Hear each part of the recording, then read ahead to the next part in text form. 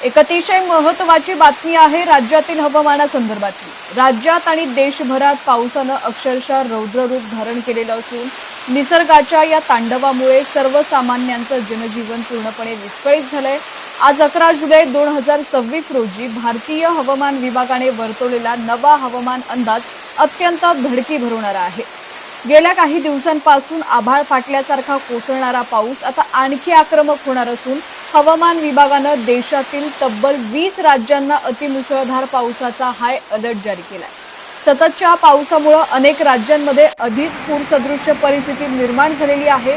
हजारो हेक्टरवरील शेती पाण्याखाली गेली आहे आणि आता या नव्या इशाऱ्यामुळे प्रशासनाची आणि नागरिकांची चिंता आणखी वाढलेली आहे। कमी वेळात प्रचंड आणि अनपेक्षित पाऊस कोसळत असल्यानं नागरिकांची मोठी तारांबळ उडत आहे। घरांमध्ये दुकानांमध्ये पावसाचं पाणी शिरल्यानं आर्थिक नुकसान तर होतच आहे, पण त्याच सोबत अनेक ठिकाणी दरडी कोसळून आणि नद्यांना आलेल्या महापुरामुळे जीवितहानीचा धोकाही निर्माण झाला आहे। भारतीय हवामान विभागाच्या या ताज्या इशाऱ्यानुसार पुढील 24 ते 48 तास संपूर्ण देशासाठी आणि विशेषतः महाराष्ट्रासाठी अत्यंत कसोटीचे आणि धोक्याचे ठरणार आहे। बातमी सविस्तर जाणून घेऊयात, पण त्याआधी तुम्ही जर HPN मराठी न्यूज चॅनल पहिल्यांदाच पाहत असाल आणि अजूनही चॅनलला सबस्क्राइब केलेलं नसेल तर नक्की सबस्क्राइब करा, जेणेकरून HPN मराठी न्यूज चॅनलचे अपडेट्स लवकरात लवकर तुमच्यापर्यंत पोहोचण्यास मदत होईल। केवळ ढगफुटी सदृश पाऊसच नाही तर या पावसासोबत येणारे वादळी वारेही तितकेच धोकादायक ठरणार आहेत। हवामान विभागानं दिलेल्या माहितीनुसार या काळात प्रति तास 80 किलोमीटर वेगानं अत्यंत जोरदार वारे वाहण्याची दाट शक्यता आहे।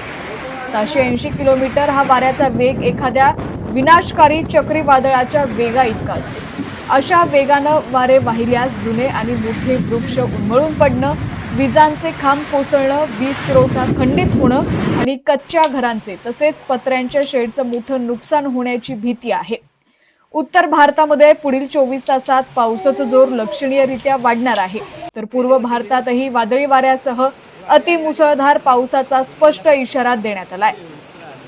समुद्राचं रूपही आता कमालीचं अकराळ विक्राळ झालेलं असून किनाऱ्यांवर उंचच्या उंच लाटा उसळताना दिसत आहेत। याच पार्श्वभूमीवर कोणत्याही परिस्थितीत मच्छीमारांनी समुद्रात मासेमारीसाठी जाऊ नये असं अत्यंत कडक आवाहन आणि सक्त ताकीद प्रशासनाकडून देण्यात आली आहे। जे मच्छीमार आधीच खोल समुद्रात गेलेले आहेत त्यांनी तातडीनं जवळच्या सुरक्षित किनाऱ्याकडे परतावा, अशा सूचना कोस्ट गार्ड आणि स्थानिक प्रशासनाच्या माध्यमातून सातत्यानं दिल्या जात आहेत। देशातील ज्या 20 राज्यांना हवामान विभागानं धोक्याचा किंवा हाय अलर्ट दिलेला आहे त्या राज्यांची यादी आणि तेथील संभाव्य परिस्थिती अत्यंत चिंताजनक आहे।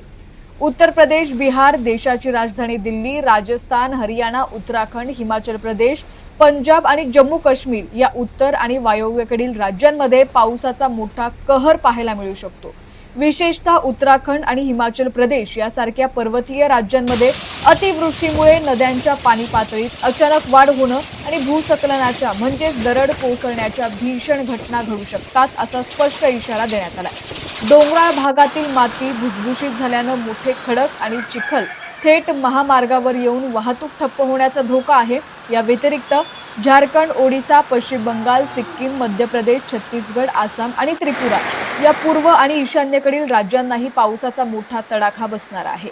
ईशान्य भारतात ब्रह्मपुत्रा आणि तिच्या उपनद्यांना आधीच पूर आलेला असताना हा नवा पाऊस तिथं अधिक संकट निर्माण करू शकतो।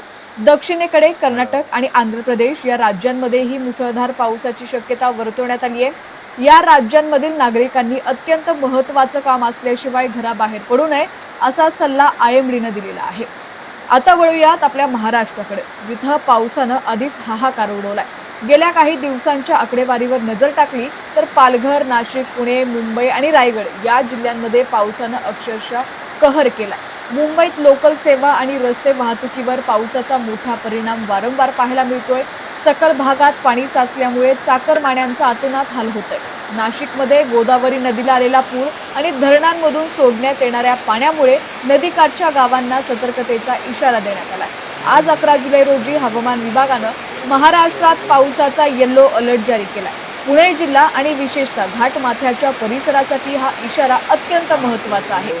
खंडाळा, लोणावळा, माळशेज आणि अंबेनाळी यासारख्या घाट रस्त्यांवरून प्रवास करणाऱ्या वाहन चालकांनी विशेष काळजी घेण्याची गरज आहे, कारण मुसळधार पावसामुळे या भागात दाट धुके पसरणं आणि दरड कोसळण्याच्या घटना घडू शकतात.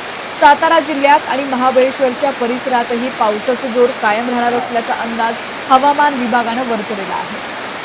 सध्या जरी महाराष्ट्रात येलो अलर्ट असला तरी पुढील 2 ते 3 दिवसानंतर राज्यात पुन्हा एकदा पावसाचा प्रचंड जोर वाढण्याची शक्यता आहे. ही सर्वात मोठी आणि काळजी वाढवणारी बातमी आहे. म्हणजेच निसर्गानं दिलेली ही उसंत अत्यंत तात्पुरती असू शकते.